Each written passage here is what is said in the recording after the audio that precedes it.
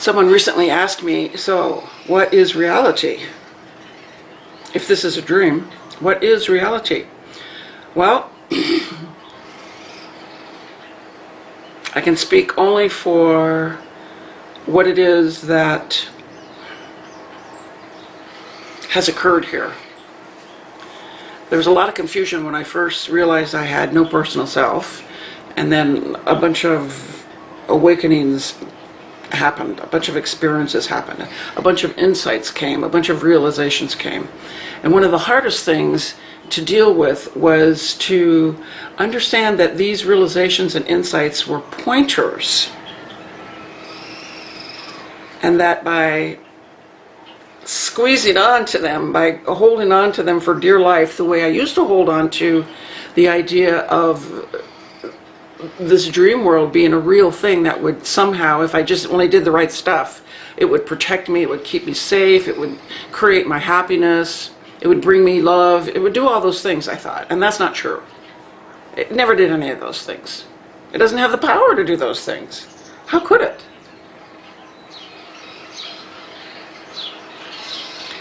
I had to figure out what stance to take with the awarenesses, the insights, and the realizations that just kept coming. It's really true. Once your eyes are opened, you see things. You see. I see. No eye to see.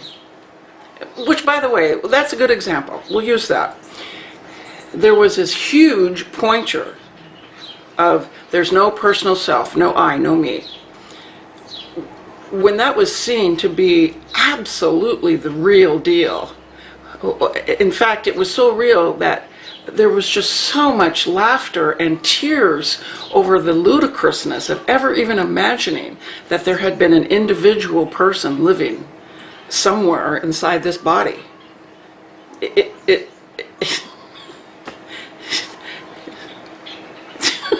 There's no way to make that make any sense anymore. And yet for months afterwards, the idea that there was no personal self was something that went from being a pointer to something. It was a thing that was held on to as if it would keep me safe, as if it would bring me love, as if it would bring me the bliss and joy and peace I always wanted. And granted, I was having some of that. Lots of things were happening at that time. However, it's a pointer. The pointer right here that says there's no personal self, there's no entity inside this body. The pointer points to something else, and it took a relatively long time before I could see that what it was pointing to was that there never had been a self, but there had been something else. And what is here instead of a personal self is a nothing. Whew. Yeah. There's no way to talk about what's actually here. Consciousness is here. That's one way to say it. Consciousness is here. Consciousness was always here. Just because I thought there was a self, a me, a Lisa, that doesn't erase the fact that there never was one of those. And consciousness, let's just say, we'll call it that, consciousness was always what was here. Consciousness is what woke up in the little tiny baby's body. Consciousness is what will be here till this body-mind dies. But beyond consciousness, and some take exception to that phrase, some say there's nothing beyond consciousness. I say, this is the experience here, beyond consciousness, which is movement, there is no movement, and that movement is called, that non-movement is called awareness. And then beyond awareness is that out of which awareness arose. And there's nothing to say about that, because that's the no thing that encompasses everything and is not anything at all. And I call that the absolute. It has no references.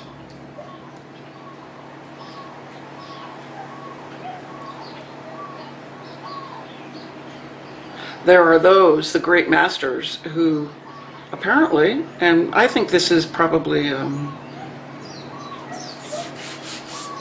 true, or true is not the word, but I'll use true because it's close.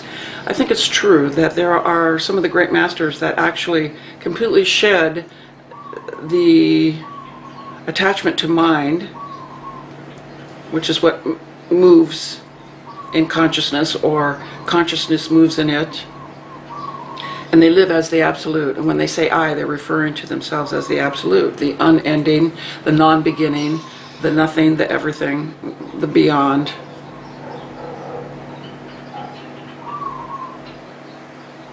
So that's reality. It can't even be discussed, or barely. And everything that's said about it is not true while it's true. So getting involved with that kind of talk, it doesn't work very well, at least here. However, when we're talking about what is real and what isn't real, it's clear here, it is absolutely clear here, that when these eyes look out, what they're seeing is the dream world, and that the eyes themselves are part of that dream world.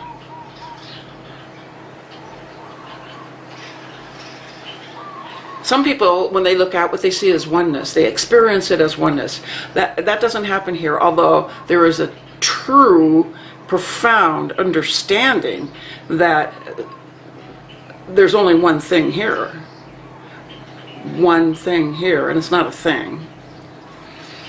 This is the dream. We are in the dream. There is no we to be in it. There is nothing to be in. So we'll set that aside.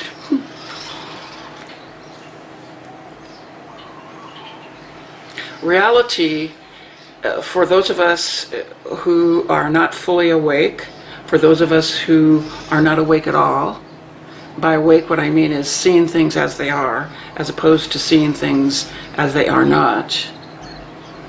Reality is individualized in the sense of each body-mind unit has its own take on reality because it latches onto thoughts about reality.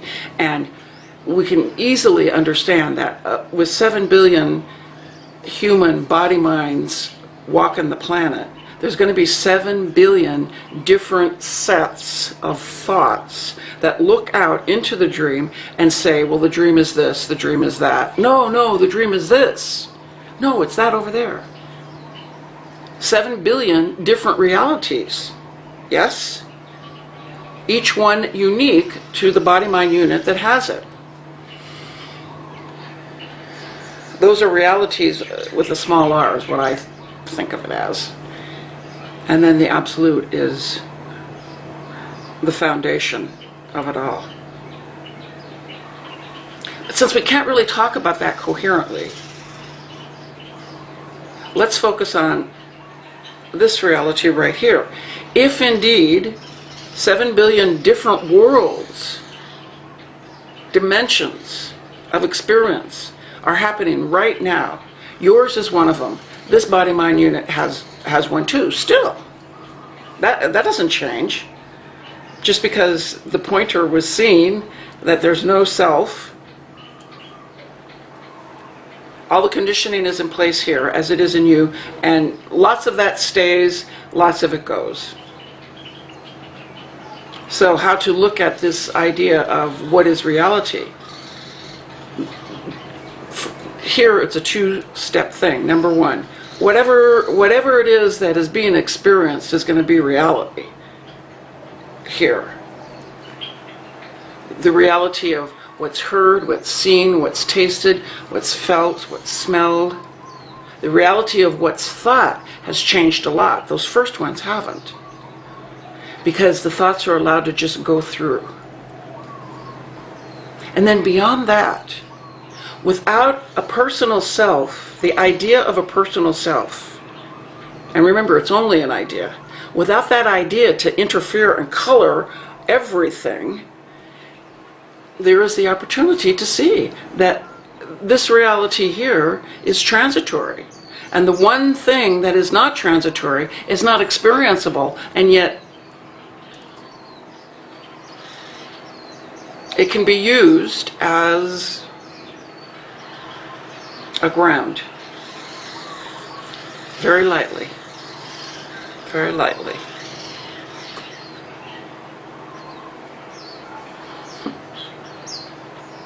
Very lightly.